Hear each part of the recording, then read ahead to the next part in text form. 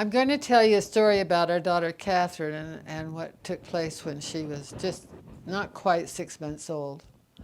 I took her to the doctor in Boise, Idaho, where we were living, and for the, you usually take your infant once a month to have them examined by the doctor to make sure everything was all right. And he kept looking at her eye, which he had never done before. And I thought, oh, that's strange. And finally, he said, I want you to go see a specialist, an ophthalmologist, to confirm that there's something going on in her eye. And what he saw, and I saw it too, it was a reflection of the light off of the tumor that was in her eye. And it's called a cat's eye. Do you know what a cat looks like at night? But they call it a cat's eye. So I ended up taking her to this ophthalmologist, and Richard was in Chicago at the time. And he pretty much confirmed that there was a problem, a tumor, and he wanted to put her under a sedative to look more thoroughly to confirm it. And so I called Richard, and Richard flew home from Chicago. And on Sunday, I went into the hospital with her and stayed the night with her in the hospital. And the next morning, they put her under sedative to look. And she was there an awfully long time. We just couldn't understand why it was taking so long. And it turns out that this ophthalmologist had called all the ophthalmologists in the surrounding area to come and look. And because this retinoblastoma was so rare at that time. It's not, I guess, so rare now.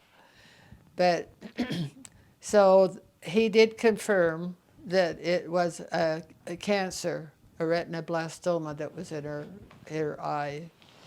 And of course, we were just devastated and didn't know what to do. They gave us a choice that either we could do a radiation or we could take her eye out, and that would help solve the problem, because there was a very good chance that it goes into the other eye and she would be completely blind.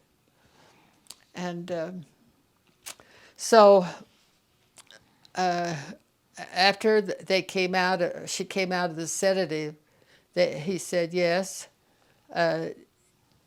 you need to take her to Phoenix, because we were in the process of going to Phoenix, moving to Phoenix, and have it done there so that the man who takes the eye out can take care of her for the period of time to make sure everything's all right.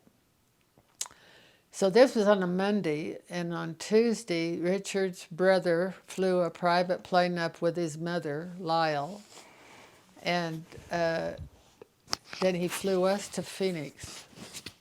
And Mother Nixon took care of our other two children while we were going through this. And I never returned to that home. That's how wonderful. Richard was bishop at the time, and the Relief Society came in and took care of everything at the move, of helping with the children, and we put up the house for sale, and it was sold, and I never ever returned to that home ever again. But we were in Phoenix, and on Wednesday, Dr. Holland removed the eye, and he came in and said to us that it was very fortunate that we had made the decision we did, because the satellites had doubled in the time from Monday to Wednesday. And if any of those satellites had hit the optic nerve, we would have lost her. So if we had done the radiation, why, it would have been a wrong choice. So we were guided and directed to do the right thing in her behalf. And we just feel so blessed to have her and her wonderful family. In fact, she has and will have 14 grandchildren out of my 21 grandchildren. So she has and I'll tell you this: it's wonderful that we have those 14 grandchildren.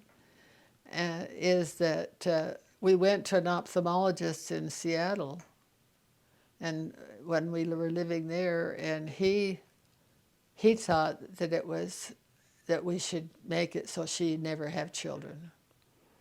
And I said to him, that's her choice, that's not mine to make.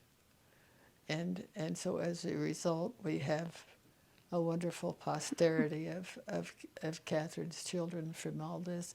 And none of them, of this, her posterity, have had any indication of this disease.